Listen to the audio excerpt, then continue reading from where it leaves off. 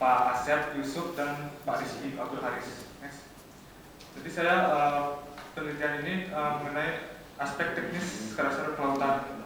Garis besarnya itu pertama pengenalan kadastar kelautan, kedua keperluan perkembangan informasi laut, ketiga perlunya kadastar multiguna, kadastar laut multiguna, dan keempat aspek teknis kadastar laut multiguna. Next.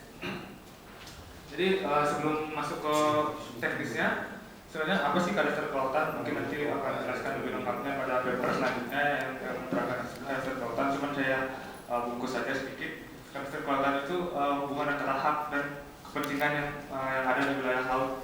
Jadi di semua hak dan kepentingan yang ada di atas laut, seperti halnya pada kadastar darat, harus diatur dan mendapat proses legal pendaftaran. Jadi kita tahu bahwa laut ini dikelola oleh siapa, laut ini dikelola oleh siapa, dan batas-batasnya jelas, sama seperti kadastar darat. Next. Hukum laut itu yang bisa menjadi acuan dalam pelaksanaan kadastar laut ini UNCLOS, peraturan pemerintah, undang-undang, keputusan menteri, dan komite Asia Pasifik PJGIAB itu yang berlaku di Indonesia. Next. Ini cuma contoh-contohnya hukum laut yang ada di Indonesia.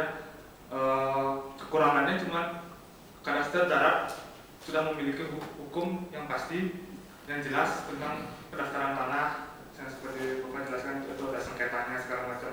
Sedangkan di laut itu masih belum memiliki hukum yang jelas bagaimana pendaftarannya, bagaimana prosesnya.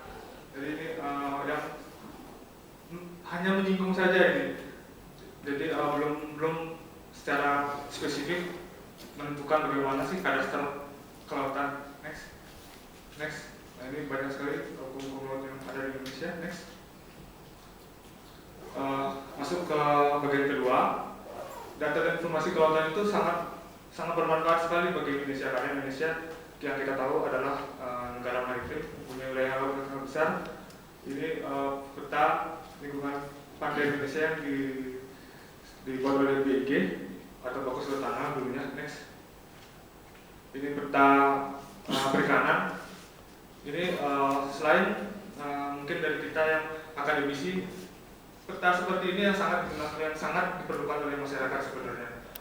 Kita jangan sampai kita muluk-muluk saja nih, akademis kita harus begini, harus begitu, teknisnya begini begitu, tapi kita tidak ada dampaknya bagi masyarakat. Jadi sebenarnya ini yang sangat penting, peta perikanan, jadi supaya bisa digunakan oleh masyarakat dulu kita. Next. Peta navigasi. Next. Contohnya peta foto. Next. Nah, sebelum kita mengetahui kadastar kelautan itu, sebenarnya banyak sekali ada konflik-konflik di wilayah perairan.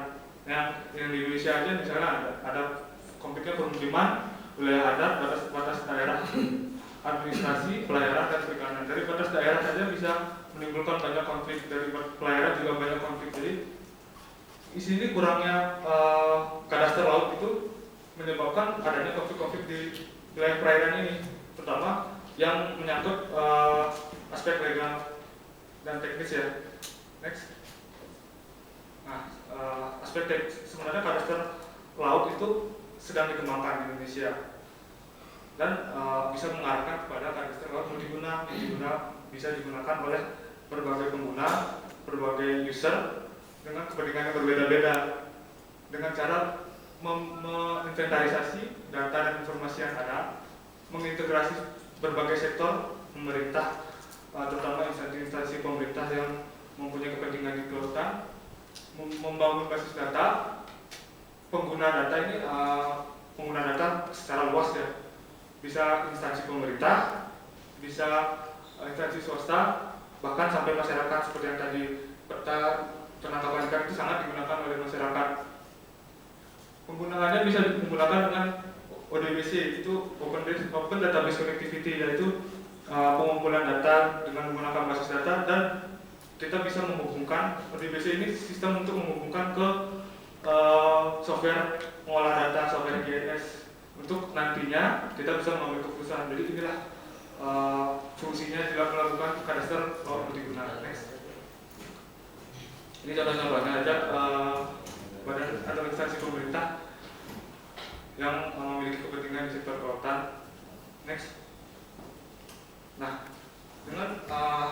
laut multiguna itu kan menyatukan beberapa sektor. Jadi kita memerlukan standar data kelautan agar seperti tadi yang peta itu mempunyai banyak sekali kekurangan, kelebihan. Jadi di situ kita harus menyamakan persepsi. Pertama mulai dari datum, lalu jenis peta, kita harus menentukan peta yang mana yang lebih baik digunakan, dan skala sampai sistem proyeksi universal.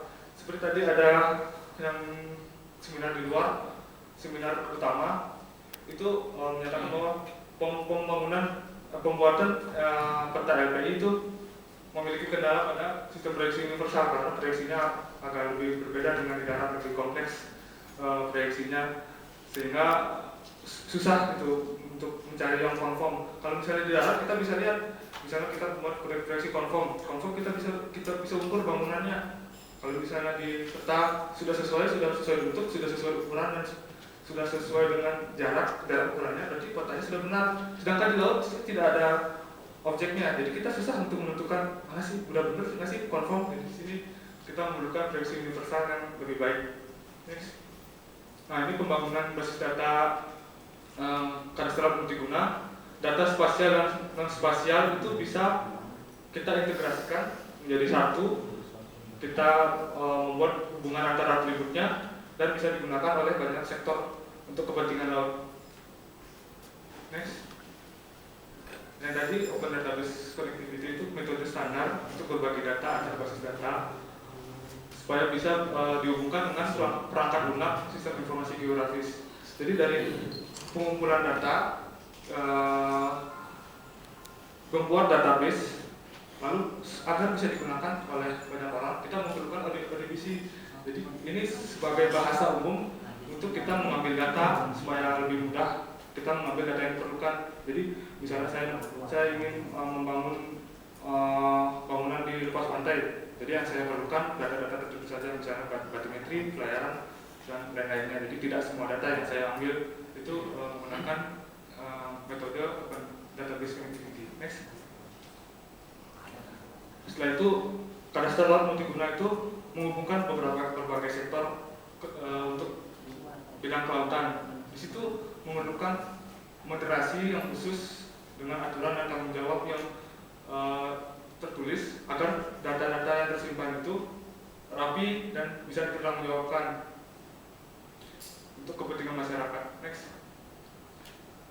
Kesimpulannya, sumber daya alam laut di Indonesia belum dikelola dengan baik. Karena itulah kita banyak sekali konflik-konflik yang ada di laut ya.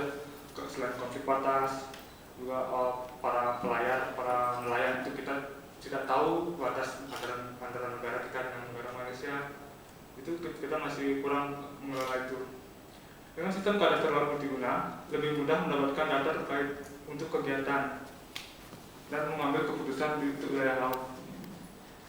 Dan kadastral multiguna ini yang tadi pada konsep ODBC, Open Database Connectivity, itu bisa mengarahkan kadastral laut multiguna menjadi sistem yang interaktif, open source. Jadi selain tadi ada instansi pemerintah yang memiliki kewenangan dan kewajiban di wilayah kelautan, kita bisa data itu bisa didapat dari instansi swasta asalkan memiliki aturan dan tanggung jawab yang benar. Artinya data tersebut dapat dipercaya, data tersebut memiliki nilai kebenaran yang memiliki nilai kebenaran yang dapat